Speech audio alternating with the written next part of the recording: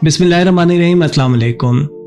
सीरत महबूब सल्लल्लाहु अलैहि वसल्लम के 8वें एपिसोड के साथ मैं हूं मोहम्मद अली कामदार। पिछली वीडियो में हमने हज़रत इब्राहीम अलैहिस्सलाम के चंद औसाफ, अखलाक और हज़रत इब्राहीम अलैहिस्सलाम के घर फरिश्तों का मेहमान बनकर आना इसका ज़िक्र किया था। अब बनी इसराइल का कुछ तज़किरा करते हैं। हज़रत इब्राहीम अलैहिस्सलाम के 2 बेटे सबसे ज़्यादा मशहूर हैं क्योंकि दोनों अजीम पैगंबर गुजरे हैं और इन दोनों में राह खुदा में ज़िबाह होने वाले या ज़िबाह होने की कुर्बानी देने वाले हज़रत इस्माइल अलैहिस्सलाम हैं। कुरान के मुताबिक हज़रत इब्राहीम अलैहिस्सलाम ने अपने बेटे हज़रत इस्माइल अलैहिस्सलाम को कुर्बानी की नीयत से पेश किया था, जबकि बाइबल के मुताबिक हज़रत इसहाक अलैहिस्सलाम अकलौते बेटे थे और हज़रत इब्राहीम अलैहिस्सलाम ने कुर्बानी के लिए हज़रत इसहाक अलैहिस्सलाम को साथ लिया था, ये बाइबल के मुताबिक।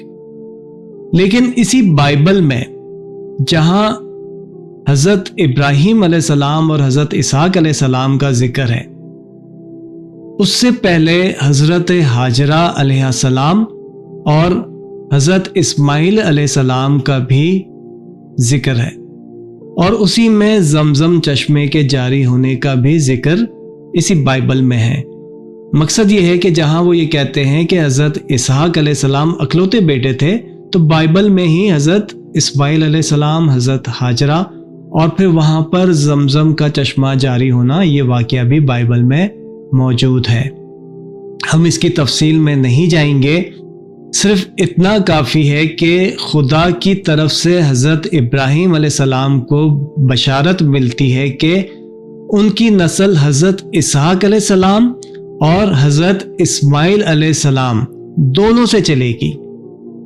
हज़रत इब्राहीम अलैहिस्सलाम की शख्सियत इतनी ज़्यादा अजीम और बावकार है कि दुनिया के 3 बड़े मज़ाहिब, इस्लाम, ईसाइयत यानी क्रिश्चियनिटी, यहूदियत यानी जूडाइज़्म, उनको यानी हज़रत इब्राहीम अलैहिस्सलाम को ये तीनों बड़े मज़ाहिब अबुल अंबिया मानते हैं, यानी अंबिया कराम के वालिद। और पूरी दुनिया में, दुनिया की तारीख़ में, इंसानों की हिस्ट्री में अल्लाह की जानिब से आने वाले अंबिया में से आधे से ज़्यादा अंबिया और रसूल हज़रत इब्राहीम अलैहिस्सलाम की नस्ल में से हैं। मसलन खुद इब्राहीम अलैहिस्सलाम, फिर हज़रत इस्माइल अलैहिस्सलाम, इसहाक अलैहिस्सलाम, हज़रत याकूब अलैहिस्सलाम, हज़रत यूसुफ अलैहिस्सलाम, हज़रत मूसा अलैहिस्सलाम, हज़रत हारून, दाऊद, सुलेमान, अय्यूब, यूनुस, शमूएल, इलियास, यूशा, ज़करिया, याहिया अलैहिस्सलाम, हज़रत ईसा अलैहिस्सलाम, ये तमाम के तमाम, और फिर हुज़ूर नबी अकरम सल्लल्लाहु अलैहि वसल्लम सब के सब हज़रत इब्राहीम अलैहिस्सलाम की ही नस्ल में से हैं। और हज़रत इब्राहीम अलैहिस्सलाम बज़ाते खुद 12वीं पुश्त में हज़रत नूह अलैहिस्सलाम के बेटे हज़रत साम की औलाद में से या नस्ल में से हैं। हज़रत नूह अलैहिस्सलाम को आदम सानी कहा जाता है क्योंकि तूफ़ान नूह के बाद दुनिया से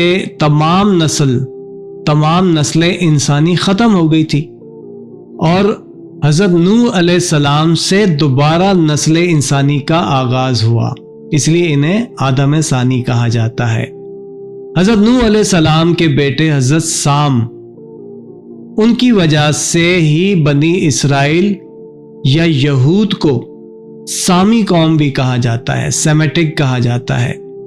और इसी लफ्ज़ से सामियत या सेमेटिज़म, ये अल्फाज तारीख़ में राइज हो गए।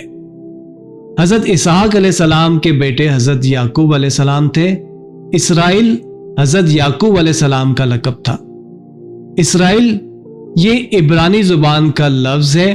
इसरा और ईल ये 2 लफ्ज़ों का मुरक्कब है, जिसका अरबी तर्जुमा अब्दुल्ला और उर्दू में इसका तर्जुमा अल्लाह का बंदा है। बनी इसराइल उनके कबीले को कहा जाता है। हज़रत याकूब अलैहिस्सलाम के 12 बेटे थे, जिनमें से हज़रत यूसुफ अलैहिस्सलाम मिस्र के बादशाह बने। بنی اسرائیل میں پھر حضرت موسیٰ علیہ السلام مصر میں پیدا ہوئے، ان کے بعد حضرت داؤد علیہ السلام صحرائے سینائی کے علاقے میں پیدا ہوئے جو بعد میں فلسطین چلے گئے۔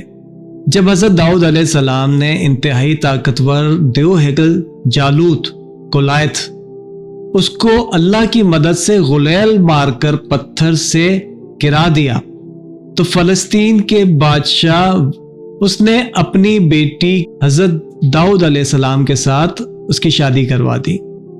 حضرت داؤد علیہ السلام کی وفات کے بعد ان کے بیٹے حضرت سلیمان علیہ السلام فلسطین کے بادشاہ بنے۔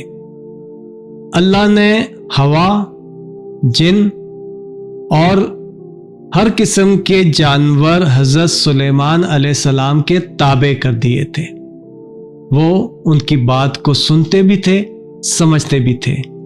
961 سے 922 کے دوران حضرت سلیمان علیہ السلام نے جنات کی مدد سے مسجد الاقصی اسی جگہ تعمیر کروائی جہاں حضرت ابراہیم علیہ السلام نے عبادت گاہ تعمیر کروائی تھی۔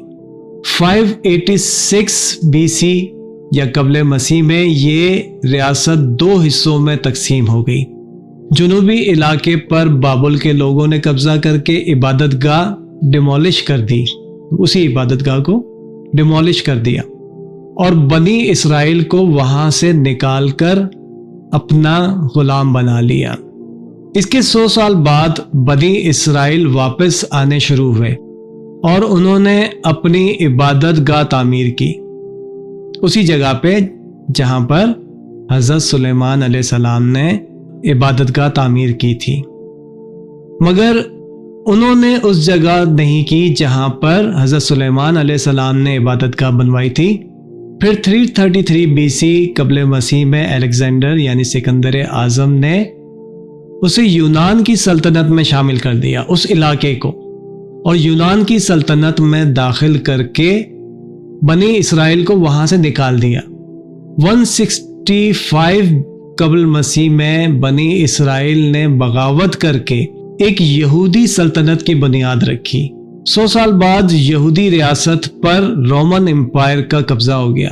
پھر 70 عیسوی میں یہودیوں نے بغاوت کی جسے شہنشاہ ٹائٹس نے کچل دیا۔ اس بغاوت کو انہیں سر اٹھانے نہیں دیا اور یہودیوں کی عبادت گاہ کو مسمار کر کے ڈیمیج کر کے انہیں وہاں سے نکال دیا، اس جگہ سے نکال دیا۔ پھر روم کے بادشاہ نے یہودیوں کو شروع میں بیت المقدس آنے کی اجازت دی، لیکن بغاوت کرنے پر بیت المقدس کے شہر کو مکمل طور پر تباہ کر کے یہودیوں کو غلاموں کے طور پر بیچ کر شہر بدر کر دیا اور ان کا واپس بیت المقدس میں آنا ممنوع قرار دے دیا۔ یہ تھی بنی اسرائیل کی مختصر تاریخ۔ اگلی ویڈیو میں ہم تھوڑی سی اور زیادہ ڈیٹیل میں ان کی تاریخ کو سمجھیں گے، جانیں گے۔